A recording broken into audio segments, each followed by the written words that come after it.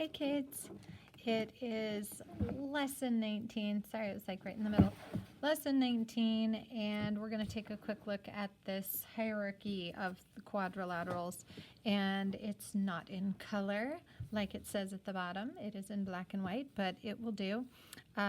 These are great to help you understand how the attributes work so that everything on the inside contains all of the attributes of the surrounding shapes as you go out further and further.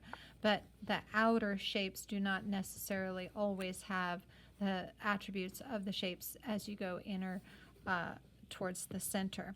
So a square, all squares are quadrilaterals, but not all quadrilaterals are squares. All rectangles are parallelograms, but not all parallelograms are rectangles, and so on. So use these and study them when you are in between your lessons. Just take a look at them. So the rest of this is for lesson 19. Got my eraser handy for when I mess it up. Okay, so we're working today with rhombuses and kites, and you can say rhombi if you want. I'm going to say rhombuses, and you'll probably see it both ways, and it really doesn't matter. So a rhombus with two right angles, and we've talked about parallel lines, and so when you have to create a figure with parallel lines, and a rhombus has to have four sides the same length, so it's going to be, I'm going to do a 3 centimeter square or a 3 centimeter rhombus. And then I'm not using any fancy tools here. I'm just using this long line on my set square. And I'm making 3 centimeter. I think I need some water. Okay, 3 centimeter line segments. And again, just kind of eyeballing it. I can hear my phone, even though it's on do not disturb and it's going crazy. My daughter just got into college. Whoop, whoop. Yay, so 3 centimeters. Yeah, I can't wait to go home and celebrate. Yay. Okay, so 3 centimeters all around. And so a rhombus has 4 sides the same. Okay, it doesn't really say anything about the angles unless it specifies. And so since we know that this pair of parallel lines will be crossed in order to create this perpendicular line and create the right angles, we automatically get all the right angles. Okay, so rhombus with 2 right angles, you get 4. Let's make a kite with all sides equal. And that's going to be, now if you think about what a rhombus is, it's a 4-sided figure, a quadrilateral with 4 sides the same length. And so we need to make a kite with all sides equal. Well, what's a kite? And you know, I love how they just throw these in there. Well, a kite is just like the picture. I'm serious. Like, stop annoying me. Okay, a kite is just like you see here. And so it's going to have 2 adjacent sides that are short and then 2 adjacent sides that are long. But these don't have to match these, okay? And that's what a kite is. Now, when they tell you that it's a kite with all sides equal, you don't have to worry about the angles, okay?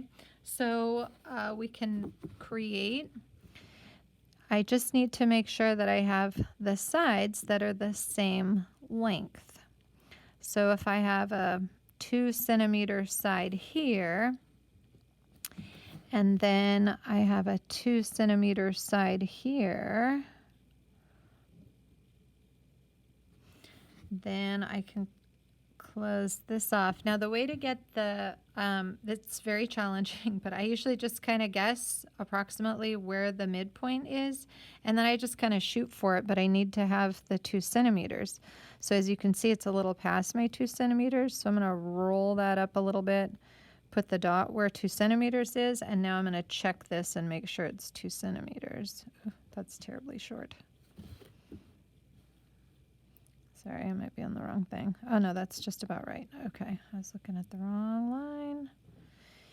So just It's a lot of guesswork and just kind of fiddle around with it. Erase your mess ups. It's okay. We all mess up all the time. It's like my third video. Okay, on this lesson. I was like, I don't know how to edit. I still don't know how to edit. Okay, anyway, moving right along. A kite with all sides equal. Such a professional. There you go. And it says nothing about the angles, so we don't need to worry about that. We can figure that out later when we have to measure them. How about a kite with 4 right angles? So it sounds a whole lot like we're going to end up with another square. So a kite has 2 adjacent sides that are equal, okay, and then the other 2 adjacent sides that are equal. But when you talk about 4 right angles, the only shapes with 4 right angles are going to be rectangles and squares, okay? So if it's a kite, then, and we have to have 4 right angles, then let's go ahead and make our square.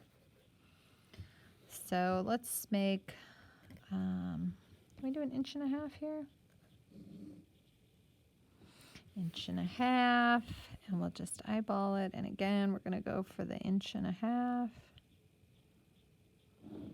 And just try to make it as parallel as possible.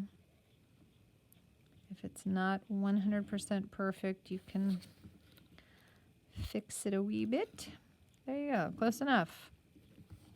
Okay, so a kite with 4 right angles, and again, how are we going to know it's a right angle? You can use your set square if you have one. You can use the corner of the piece of paper if you have one. And so we could say, well, these 2 sides are the 2 that are adjacent and equal, and then these 2 sides are equal and adjacent. And we've got our 4 right angles right here. Close that off. Okay, next one, kite with 2 pairs of adjacent sides equal, but the pairs are not equal to each other. Now, for this one, we had to have all sides equal, but for this one, we're going to go back to that top picture and go, kite. Okay, so let's get our, and we don't have to worry about the angles because it says nothing about the angles. So I'm going to start with a 2 centimeter line. And then make that right here. I kind of squeeze it. I don't necessarily need to have a right angle there. But maybe I just made one. I don't know. Down here, let's go far, far. Let's go to far, far away. And then we need to make sure that these 2 sides are the same. So again, I'm going to go down here and see where is the point where 5 would be. All right, so that's the lower point. And I'm just measuring, yep, so right about there. And then connect your lines. And so these are 2 centimeters, and these are 4 centimeters each. Good. And 2 centimeters. Okay, so 2 pairs of adjacent sides, 1, 2. That are not equal to each other. 3, 4. All right, so crazy looking figures there. Now let's do number 2 at the bottom. Use the figures you drew to complete the task below. Measure the angles of the figures with your protractor and record the measurements on the figures. We don't have to do A and C. We do need to check out B and D.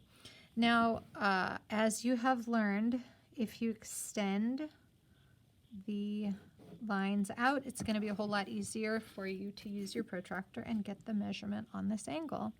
Okay, this line always is going to go to the 0, but this other ray that's sticking way out is going to give us our angle measurement. So it's an obtuse angle, so use the outer side, go past the 100, and then it's past 105, and when I look in here to see it, it's like right in between, so let's just call it 106. And then this one,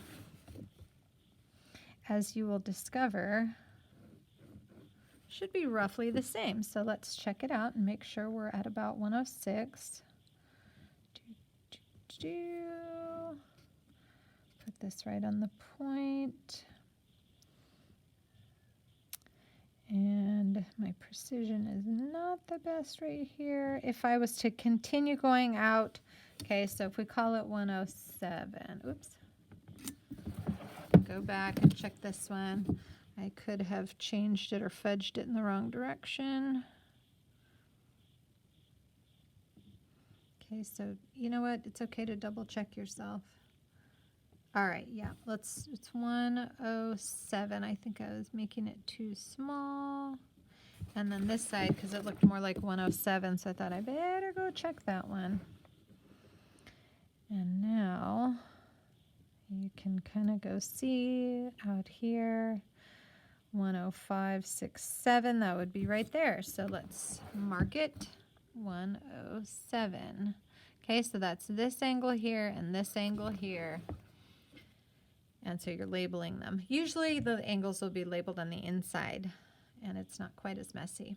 But we need to make sure these add up. Remember, adjacent angles.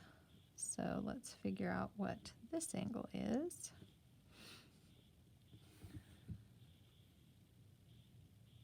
You can extend. And then put this here, and we'll use the right side. And then, well, that sure looks like 71, but I don't think that's going to add up.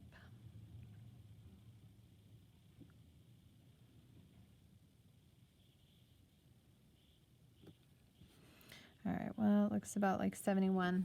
And then we'll see, these are actually supposed to be, we'll talk about how these are supposed to be pairs of angles.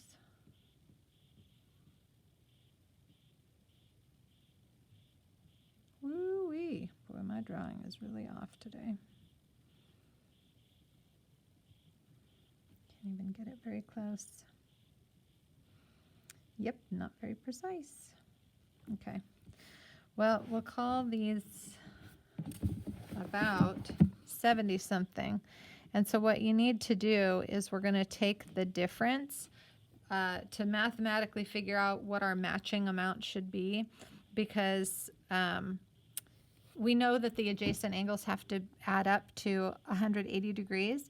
So if you go ahead and find the difference, then take one, give 10, and then you'll see that it has to be about 73. So I couldn't quite get it to, because of my construction. And this is what you can do at home too. Like if your drawing is just a little wonky, like it's not as symmetrical. Like I think this looks symmetrical with my eyes, but then when I put the protractor on it, it's not quite exactly. But I know that it's supposed to have these attributes because when all the sides are equal, that's what creates these opposite and equal angles. So mathematically, we can make this one work. This one is different. This is a different story, but mathematically, this one has to work. So let's pretend that I have a better drawing. And you might have really excellent drawings, and you can make it work mathematically. These are my angles. Yours are going to be different. So just know that when you do have your 4 angles, that 2 of them, these 2 opposite ones will be the same, and these 2 opposite ones will be the same. Okay? So it's like a good lesson in what happens when you kind of mess them up. Now, these are also going to have an interesting little thing. So let's measure these. And, oh, and then by the way, all the total sum of all of the 4 angles should add up to 360, of course, because if 180 is halfway around, then the 360 would be all the way around. So on this one, this obtuse angle is going all the way out, and it looks like it's about 114. And if this one's 114, then this one should be 114. We can check it. We can double check it. I can even just kind of eyeball it and guess. Yes, close enough. All right, 114. And that's for this one and this one. Now these two, as you can see, are quite different. Okay, This one looks more like a 90-degree angle, and this one is an acute angle. So because these are obtuse, we can have those measurements. We just need to make sure that they all add up to 360 degrees. So let's extend this out a bit, and then we can see where we are. And let's just call that an even 40 right here. And so if you have your 114 and then you have 40, by default, the last angle, oops, not one. Sorry. Woo, I am like not doing great today. 268. And then you take your 360 and say, okay, to the exact number, I need to know what this should be. And so do your subtracting, give one or the middle ones, and then, oops. My Lord, I am, woo, off the screen and everything. Okay, so go over here, take one, give 10, and that's going to give you the 2, but this one now needs to borrow, so you go over here, take one, give 10, and we have 9, and then we have 0, and this is going to be 92. It looks a lot like a 90-degree angle, but it's just a wee bit bigger. And so if that's how you can solve it. If you try to measure it and it comes up as like, but it says it's 91 on the protractor. I know, we're just trying to make these shapes as best we can with our little hands. So figure it out mathematically, and then you'll be sure to make sure that it's following the attributes that are assigned to this shape. Okay, so nobody's perfect, not the teacher certainly, so you do the best and then you follow the attributes. So we measured the angles with the protractor, and we used math to record the measurements. And then we're going to use the marker or crayon to circle pairs of angles that are equal in measure. Inside each figure, use a different color pair. So it's nice, but also kind of interesting that these two are a pair, and then these two are a pair, but it's also that these two are a pair, and let's do green, whee, and 4-leaf clovers and things like that, and those two are a pair. So when it's 90, that's how it is for all of these. These here, okay, should match, and these here should match. So make them match, mathematically make them match. That's going to be how you do it. When your shape is a little wonky, make it match mathematically. Same here, okay, ditto.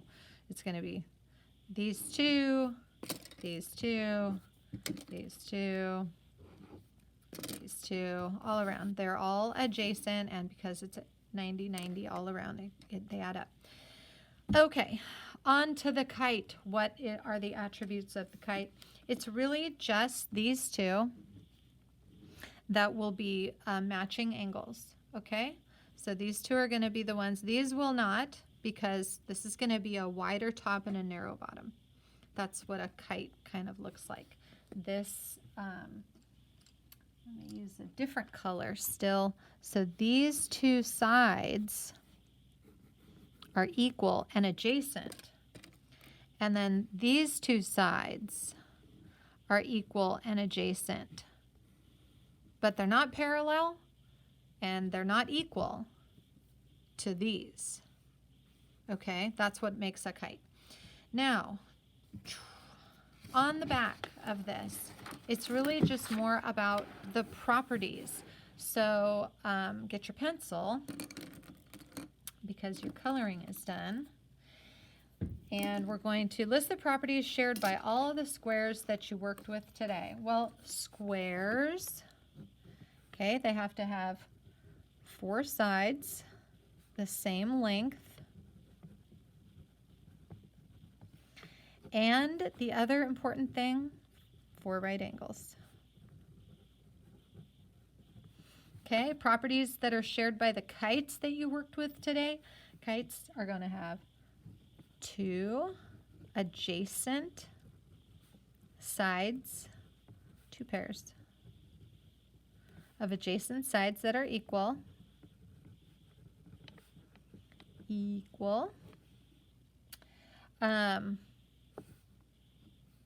And so it's like you could say the remaining sides are equal. The remaining sides, if you don't put the 2 pairs here.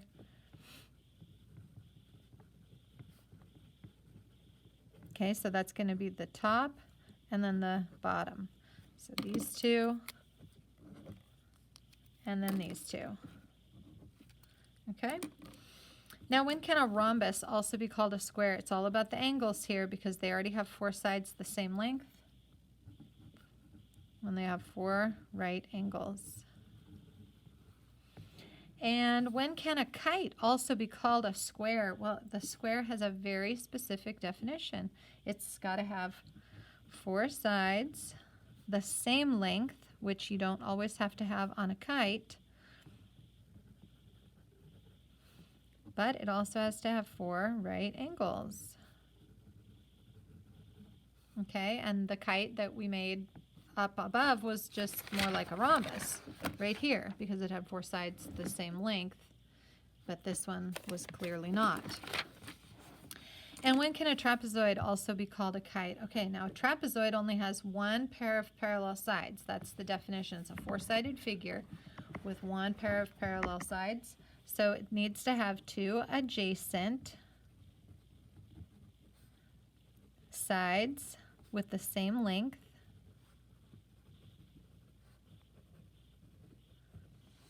And 2 remaining sides. Again, just like above. Okay, all right. Now I hope this was helpful. Sorry, it was kind of tedious with the drawing. 2 remaining sides, same length. But come back again for another math video. We'll see you on the next one. Bye.